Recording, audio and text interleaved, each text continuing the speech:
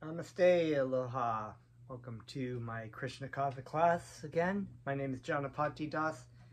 Let me offer my respects to you and take this opportunity also to give my respectful obeisances unto my spiritual master, Jagat Guru Siddhaswarupananda Paramahamsa Srila Prabhupada, whose mercy is all that I'm made of.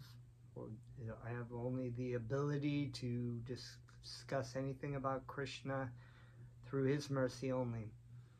I'd like to also offer my respectful obeisances unto His Divine Grace A.C. Bhaktivedanta Swami Prabhupada, who helped write this Krishna book so we could read through it.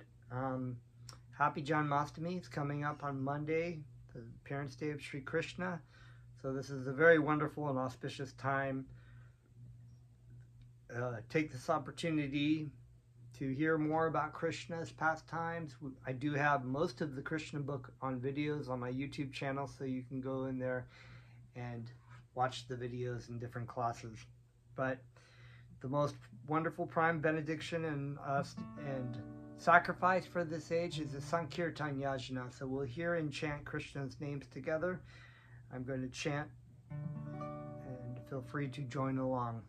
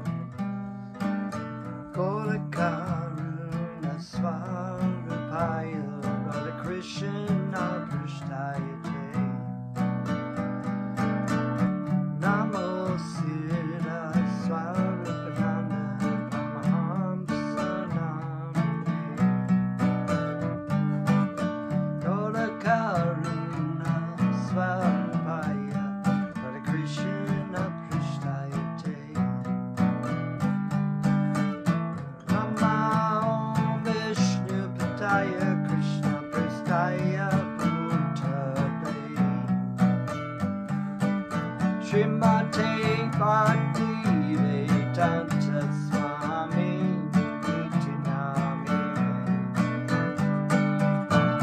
Namo Vishnu Padaya Krishna Prastaya Bhutale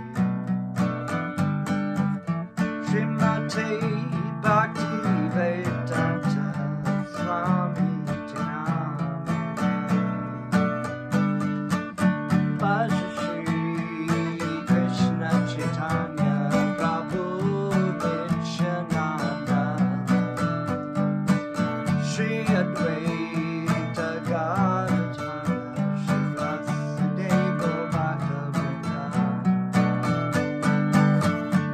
Shri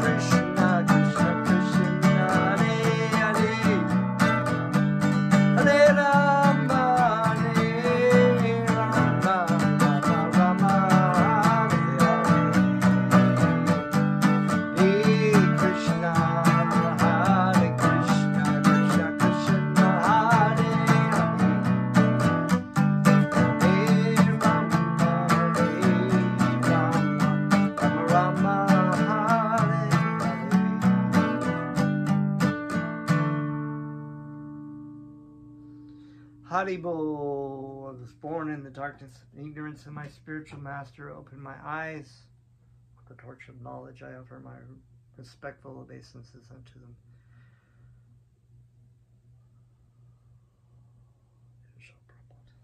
Okay. Well, here we are again. Welcome back. Thank you for tuning in consistently to listen to the pastimes of Krishna. It's a wonderful, wonderful few-year endeavor that I've undertaken here with reading this Krishna book, and I hope it's as enjoyable for you as it has been for me.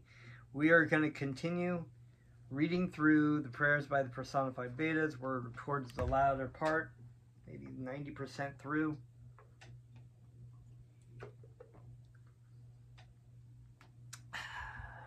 All right. So we're continuing. Let me see where we left off. There are different arguments about the existence of this material world, but the Vaishnava philosophical conclusion is the best. The example of the earthen pot is very suitable. The form of the earthen pot may be temporary, but it has a specific purpose. The purpose of the earthen pot is to carry water from one place to another. Similarly, this material body, although temporary, has a special use. The living entity is given a chance from the beginning of the creation to evolve different kinds of material bodies according to the reserve desires he has accumulated from time immemorial.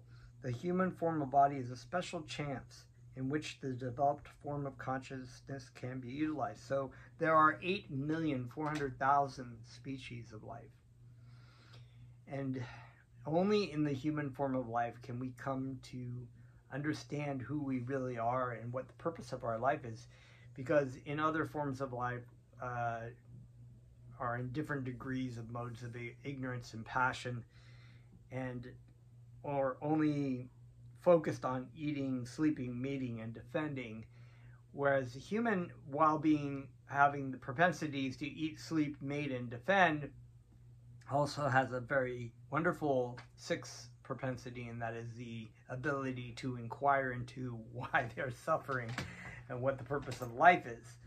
So you don't really see dogs or fleas or snakes sitting around discussing the philosophical meaning of life. They don't have that capacity to do that. So Bhaktivedanta Swami Prabhupada uses this very specific example of an earthen pot. The material body is owned and controlled by the Supreme Lord. In fact, the living entity is too. It is Krishna's energies.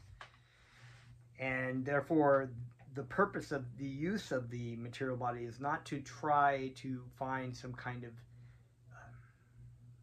enjoyment from that body, but to understand that this body belongs to Krishna and is to be utilized in the service of Krishna. So the human form is a very rare and special opportunity, and anyone who does not take that opportunity to get out of the material world is a fool number one, which makes about 99.9% of the human, unfortunately, because they are continuously trapped in this idea that they can find some kind of happiness in the material world. And as we've discussed, and what my spiritual master discussed very nicely in his book on reincarnation, he wrote a couple of really wonderful books titled Who Are You? And Reincarnation Explained, that it's not like we're evolving. It is the spirit soul will evolve upwards naturally through the bodies of the different living entities until it comes to a human form of life. And at that point, it has an opportunity or a choice to make. And that choice is am I going to figure out why I'm here and what the purpose of my life is? And in finding that out, serve Krishna and leave this mortal coil? Or am I going to devolve into another human species because of the desires that I'm acting out and the future desires that I'm forming? And unfortunately, most people do the latter. They do the latter. They actually, that's what they do. But there are schools of thought, and actually many so-called gurus will try to attract followers and money and fame and whatnot from people by saying that, oh, you just continuously evolve upwards until you leave to the spiritual world, no matter what you do. And even one of the founding Christian fathers, Origen, who was one of the original founding fathers who was teaching reincarnation in the Christian church, did also believe this. And so there's a lot of speculation. My spiritual master has said that the Catholic Church changed. In fact, you can find that they cast all of Origen's organs, I think it's organs or origins, writings and whatnot as heretical, and basically cast him out as any kind of founding father, even though he was one of the original founding Christian fathers and a very wise man, except for that part where he says that you just evolve up back to God. And so the argument was that because he actually thought that many people thought that reincarnation would be fun, that you would just go through different life forms and then eventually go back to God without being responsible morally for the things that you do in this world. And so the church saw a quandary with this teaching, so basically cast the whole thing out. And so there's only one life, go to heaven or hell. But originally the church fathers did teach this. Very interesting things. So sometimes the Mayavadi philosophers push forward the argument that if this material world is truth, then why are our householders advised to give up their connection with this material world and take sannyas? But the Vaishnava philosopher's view of sannyas is not because the world is false. One must therefore give up material activities. The purpose of Vaishnava sannyas is to utilize things as they are intended to be utilized. Srila Rupa Goswami has given transcendentalists two formulas for dealing with this material world. When a Vaishnava renounces the materialistic way of life and takes to sannyas, it is not on the conception of the falsity of the material world, but to devote himself fully to engaging everything in the service of the Lord. So if you understand this concept, it's the impersonalists or Mayavadi philosophers saying, well, the householders are just taking sannyas because the world is false. And there is that's sort of a Buddhist sort of thought too. That's why it's so close to the Mayavadi, that, it's all false. It's not real. There's no point in being attached to it. And therefore, because it's not real, but it is real. But there comes a time, and there is a Gridhasta householder, the householder ashram. In other words, when the brahmachari or brahmacharini come out of that student life, get married, have children, raise a household, they're utilizing, as Bhaktivedanta says here, they're utilizing, even though there's more sense gratification, and there is, of course, the chance of falling down into that. That's why usually in the past the sannyasis would come and teach, or the brahmanas would teach to spiritual life to the householders, because the householders tend to get wrapped up in the money, dollars and cents.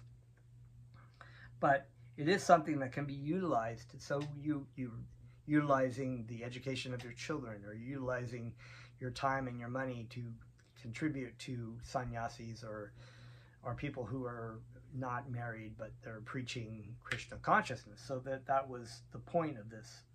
But it doesn't mean that it's false. It just means that it is a potential trap of getting caught up in it. And if a children has grown up, and then they're like, okay, now I'm going to take sannyas. I'm going to go off and do service for my spiritual master and spread Krishna consciousness and dedicate myself to that. So I won't be like making money and taking trips up to the Bahamas and, ooh, this is retired life, like I'm going to go off and, enjoy, watch movies and do, still do the sort of householder life kind of thing, and that's the point. That was the main point.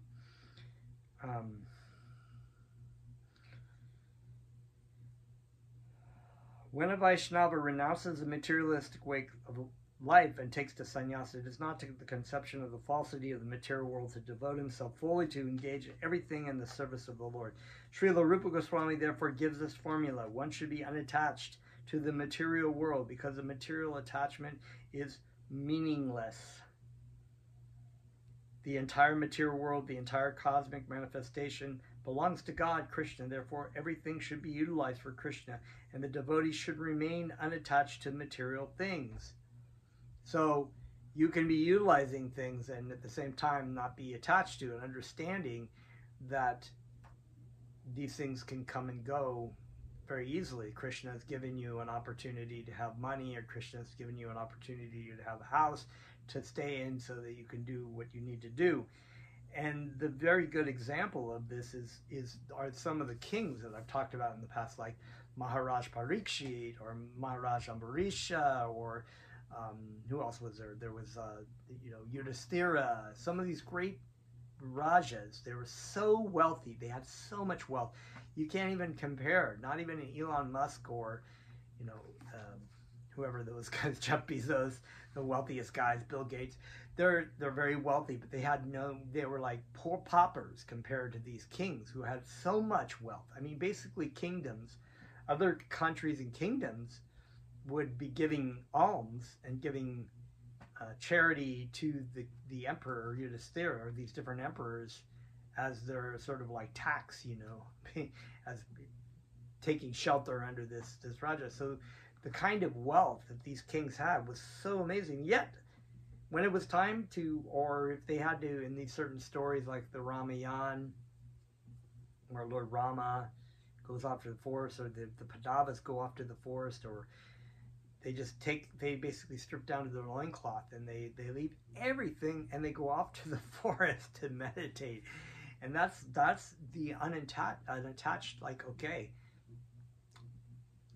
I was using that, now I'm not really attached to.